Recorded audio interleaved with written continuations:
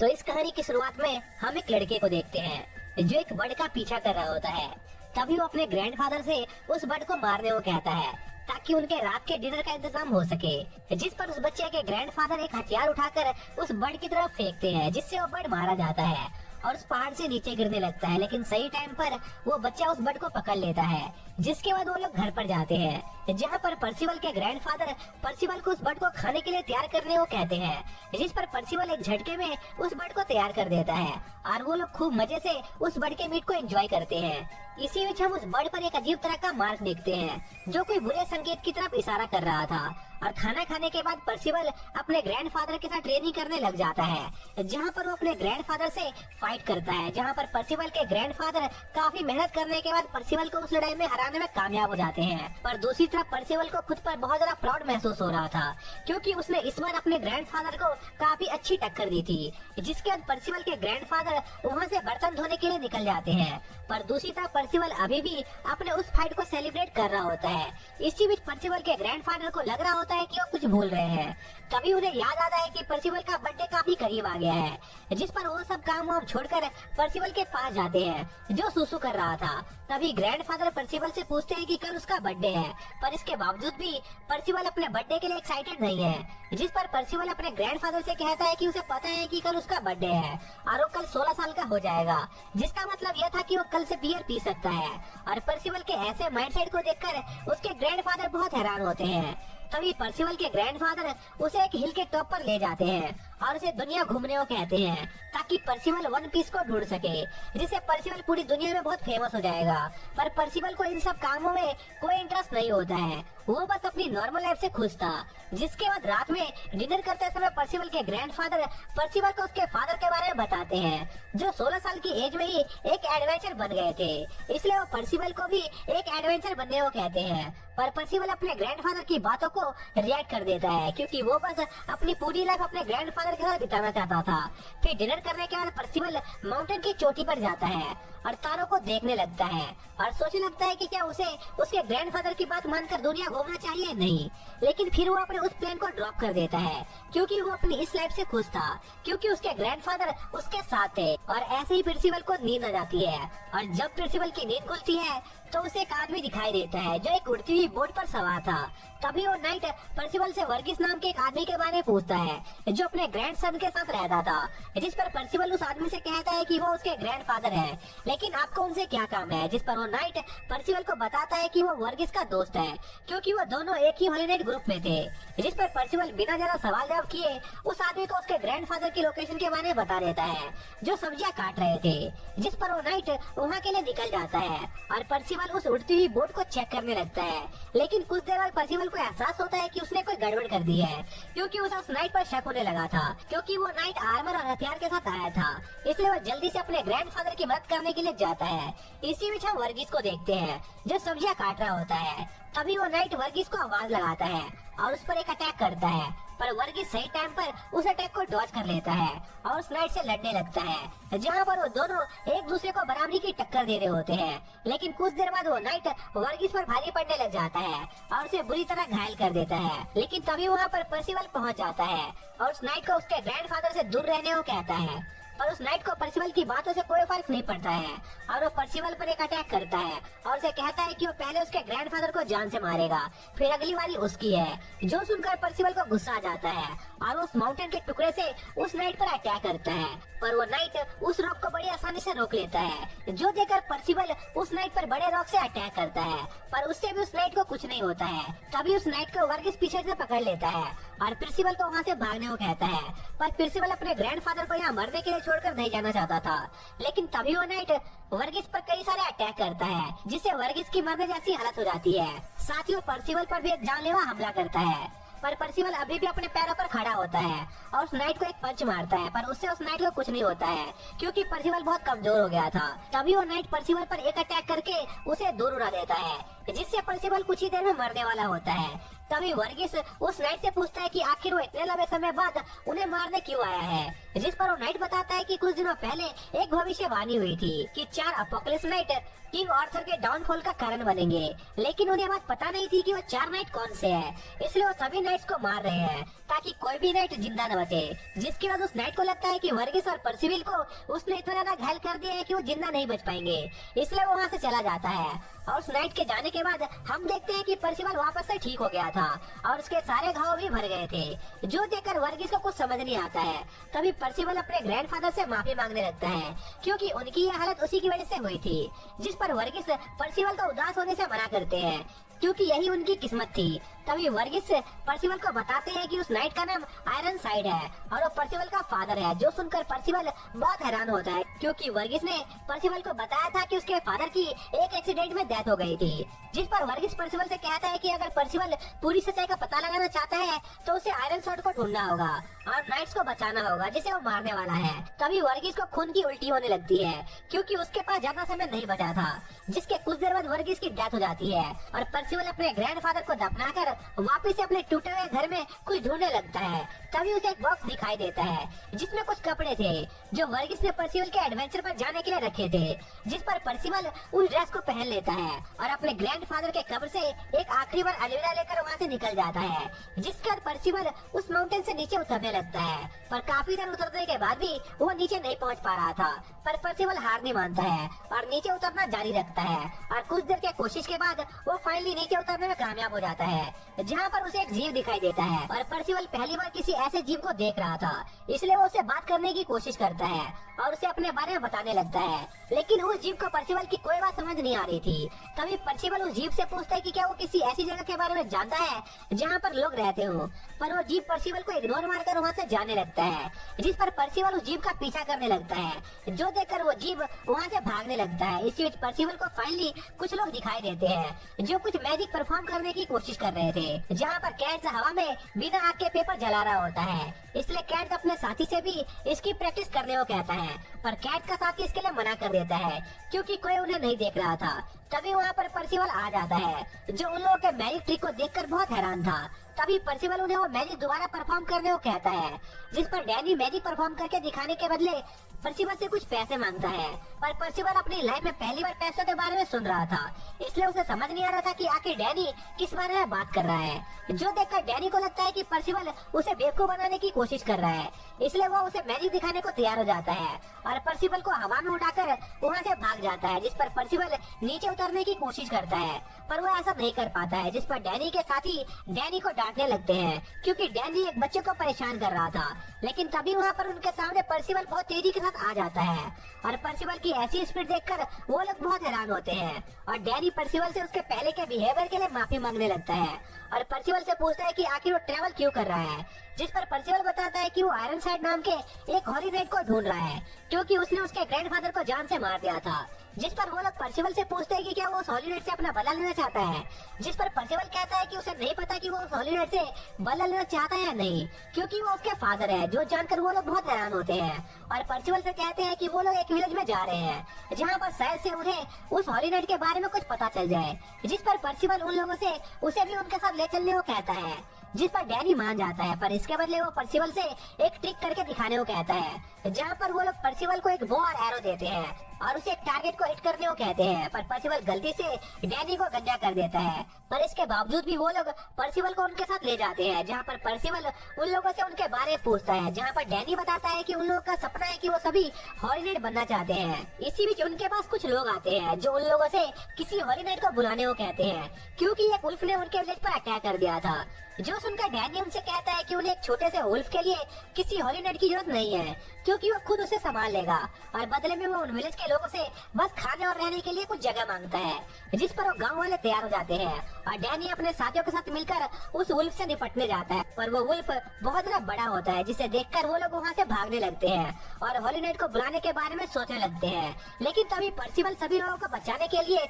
उस वुल्फ से लड़ने का फैसला करता है और उस पर कुछ तीरों से अटैक करने लगता है। लेकिन वो सारे तीर उल्टा परसिवल को ही हिट कर जाते हैं, क्योंकि परसिवल का निशाना बहुत बेकार था। और यह मौका देखकर वो वुल्फ परसिवल पर अटैक कर देता है, लेकिन सही टाइम पर डैनी बीच में आकर परसिवल को बचा लेता है। पर तभी वो मॉन्स्टर फिर से उन पर अटैक कर देता है, जिस पर परसिवल उस वुल्फ के अटैक को अपने हाथों से रोक लेता है और बड़ी आसानी से उस वुल्फ को हरा देता है। और परसिवल की ऐसी पावर देखकर वो लोग बहुत हैरान होते हैं। इसी बीच हम देखते हैं कि उस वुल्फ पर भी वही मार्क होता है जिसे हमने शुरुआत में एक बर्ड के ऊपर देखा था। साथ ही वहाँ पर वो जीव भी मौजूद होता है जिसे परसिवल अपने सफर के शुरुआत में मिला था। इसी बीच हम एक आदमी को देखते हैं जो अपने एक जादुई मिरर में परसिवल को देख रहा होता है और वो परसिवल की पावर से बहुत इम्प्रेस होता है, इसलिए वो एक बार परसिवल से फेस टू फेस मिलने का फैसला करता है। इसी बीच हम डैनी को देखते हैं जिसकी कैट पट्टी कर रहा होता है। तभी डैनी कैट से परसिवल के बारे में पूछता है, जिस पर कैट बताता है कि अलवा उसे नहलाने ले गई है और नहाने से वापस आने के बाद वो सभी लोग उस वुल्फ के मरने की खुशी में पार्टी करते हैं,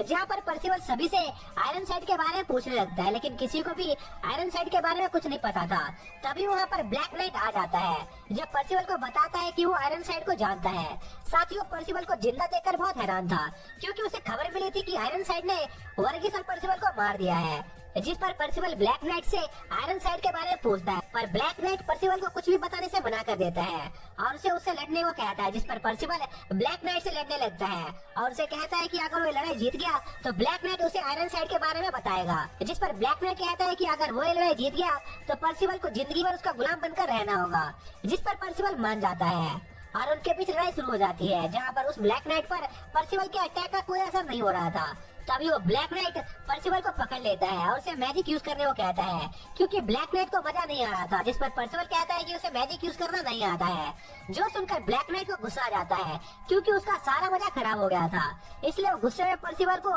एक पंचिंग बैग की तरह यूज करने लगता है, जो उस विलेज के लोगों से देखा नहीं जाता है, लेकिन वो लोग इसमें कुछ नहीं कर सकते थे क्योंकि वो उस ब्लैक नाइट का मुकाबला नहीं कर सकते थे। तभी एक लड़का परसिवल को उसका मैजिक पावर यूज करने को कहता है, जिस पर परसिवल की बॉडी चमकने लगती है और पेल काफी दूर उड़ जाता है,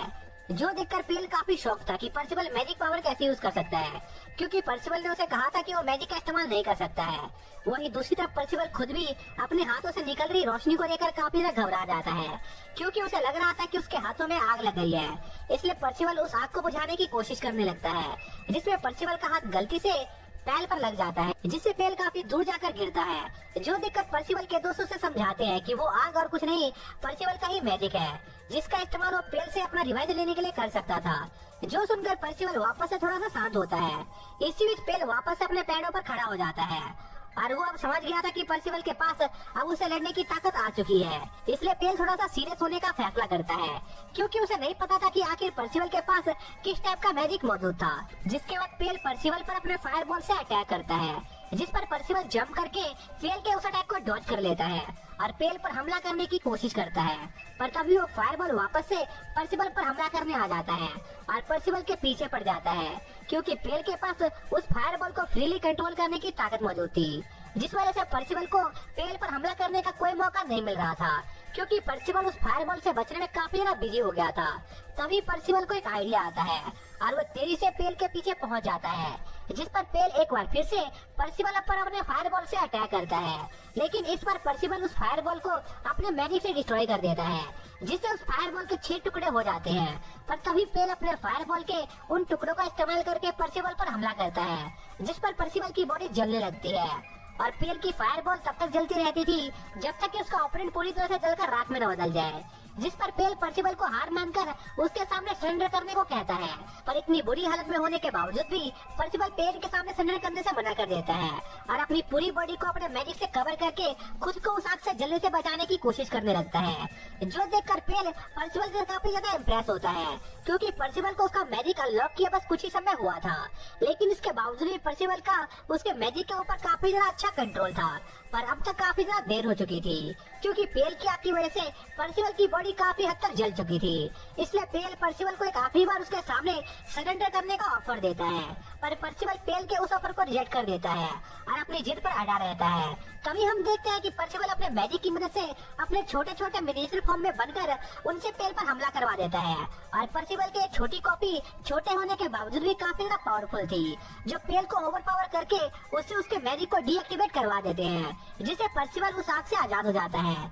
पर क्योंकि पर्सिवल की बॉडी पेल की आग की वजह से काफी ज्यादा जल गई थी, इसलिए पेल को यकीन था कि पर्सिवल जरूर मारा जाएगा। पर तभी पेल की आंखें खुली की खुली रह जाती है, क्योंकि पेल की आंखों के सामने ही पर्सिवल की बॉडी अपने आप हील होना शुरू हो गई थी, जो देखकर पेल काफी ज्यादा शॉक था, क्योंकि उसने आज से पहले ऐसा कोई मैजिक नहीं देखा था जो उसके यूजर की बॉडी को हील भी कर सकता था। इसलिए पेल ये जानने के लिए काफी ज्यादा एक्साइटेड होने लगता है कि आखिर पर्सिवल के पास किस तरह का मैजिक मौजूद है। तभी पेल को एहसास होता है कि शायद से पर्सिवल के पास लेजेंडरी हीरो रैंक का मैजिक मौजूद है, जो कि काफी ज्यादा रेयर टाइप के मैजिक हुआ करते हैं, जिन्हें 1 लाख में से सिर्फ एक ही आदमी जगा पाता है। जो जानकर पेल को इस बात पर यकीन हो जाता है कि पर्सिवल जरूर उन 4 नाइट्स ऑफ एपोकलिप्स में से एक नाइट है। और पेल को ये भी बात पता होती है कि अगर दूसरे नाइट को जब पर्सिवल के मैजिक टाइप के बारे में पता चलेगा तो वो लोग पर्सिवल को पकड़ने जरूर आएंगे। लेकिन पेल खुद पर्सिवल को पकड़ना चाहता था, और पेल जब ये सब सोच ही रहा होता है तभी पर्सिवल पेल को एक जोरदार मुक्का मारता है, जिससे पेल काफी दूर जाकर गिरता है। जो देखकर पेल पर्सिवल की काफी ज्यादा तारीफ करता है, क्योंकि एक न्यू मैजिक यूजर होने के बावजूद भी पर्सिवल का उसके मैजिक के ऊपर काफी ज्यादा एडवांस कंट्रोल था। और पेल से अपनी तारीफ सुनकर पर्सिवल थोड़ा शर्माने लगता है। पर तभी पेल पर्सिवल से कहता है कि भले ही पर्सिवल के पास एक यूनिक मैजिक टैब मौजूद क्यों न हो, पर इसके बावजूद भी पर्सिवल उसे नहीं हरा सकता है, क्योंकि उसके पास काफी ज्यादा एक्सपीरियंस है। जो कहने के साथ ही पेल सिर्फ अपनी आधी ताकत का यूज करके खुद को उन सभी छोटे पर्सिवल के क्लोन से आजाद करवा लेता है, और पर्सिवल की तरफ अपनी फुल पावर के साथ हमला करने के लिए आगे बढ़ने लगता है। जो देखकर डैनी बीच में पर्सिवल की मदद करने आ जाता है और अपने फ्लोटिंग मैजिक का यूज करके पेल को हवा में उड़ा देता है, क्योंकि डैनी जानता था कि पर्सिवल अभी एक फुल पावर नाइट का सामना करने जितना ताकतवर नहीं है। इसलिए डैनी पेल का ध्यान भटकाने का फैसला करता है, ताकि पर्सिवल को वहाँ से भागने के लिए थोड़ा सा समय मिल सके। पर पर्सिवल वहाँ से भागने से साफ इनकार कर देता है, क्योंकि पर्सिवल पेल से आयरन साइड का पता पूछना चाहता था। इसी बीच पेल का दिमाग खराब होने लगता है और वो अपनी काफी सारी पावर को एक साथ रिलीज कर देता है,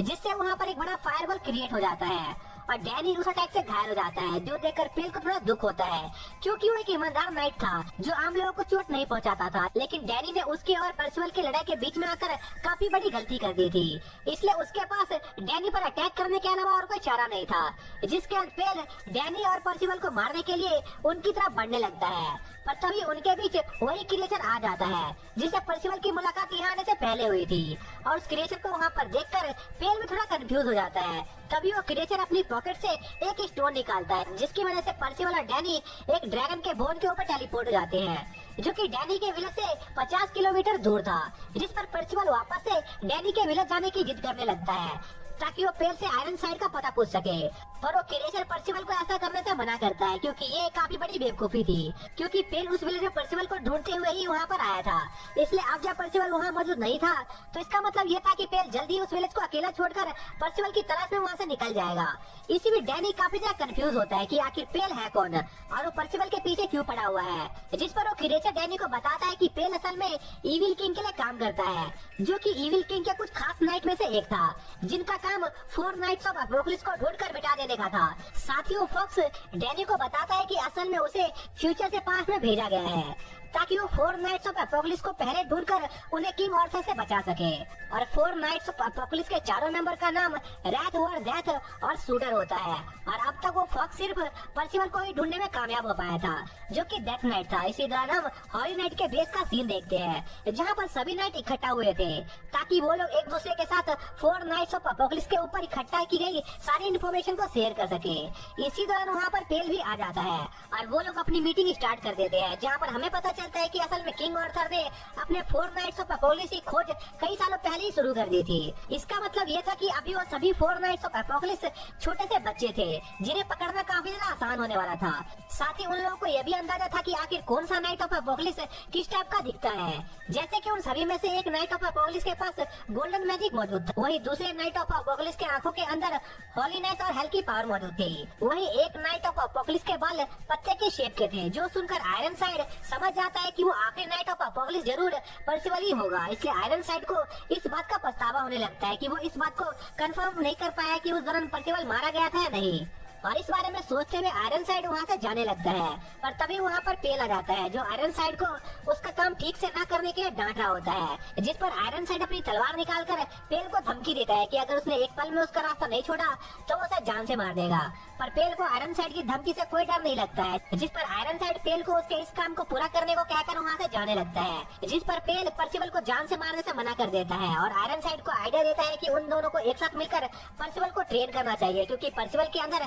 काफी ज्यादा टैलेंट मौजूद है जिससे पेल वेस्ट होने देना नहीं चाहता था। और अगर उन्होंने पर्सिवल को हॉली नाइट में शामिल कर लिया तो इससे उनकी फोर्स पहले से काफी ज्यादा पावरफुल बन जाएगी। साथ ही पर्सिवल उन्हें कभी भी धोखा भी नहीं देगा, जिससे उसके 4 नाइट्स ऑफ अपोकलिप्स बनने के चांस काफी ज्यादा कम हो जाएंगे। पर आयरनसाइड इसके बिल्कुल खिलाफ होता है, क्योंकि प्रोफेसी के हिसाब से एक दिन पर्सिवल उनकी इस पूरी दुनिया को तबाह कर देगा, इसलिए उन्हें प्रोफेसी को पूरा होने से किसी भी तरह रोकना था। वहीं दूसरी तरफ पर्सिवल को भी फॉक्स से उस प्रोफेसी के बारे में पता चलता है, पर प्रोफेसी को सुनने के बावजूद भी पर्सिवल को ज्यादा फर्क नहीं पड़ता है, क्योंकि प्रोफेसी को गलत प्रूफ करने के लिए पर्सिवल को बस इस दुनिया को डिस्ट्रॉय नहीं करना था। पर फॉक्स को पता था कि प्रोफेसी को इतनी आसानी से चेंज नहीं किया जा सकता है, इसलिए वो पर्सिवल को उसके साथ चलने को कहता है। पर पर्सिवल उस फॉक्स के साथ जाना नहीं चाहता था, क्योंकि वो आयरनसाइड को ढूंढना चाहता था। जिस पर वो फॉक्स पर्सिवल को बताता है कि आयरनसाइड और दूसरे सभी नाइट्स कैमलॉट में मौजूद है। जो सुनकर डैनी को लगता है कि वो फॉक्स झूठ बोल रहा है, क्योंकि कैमलॉट 16 साल पहले डिस्ट्रॉय हो गया था। जिस पर वो फॉक्स कहता है कि उनकी बात पूरी तरह से गलत नहीं है,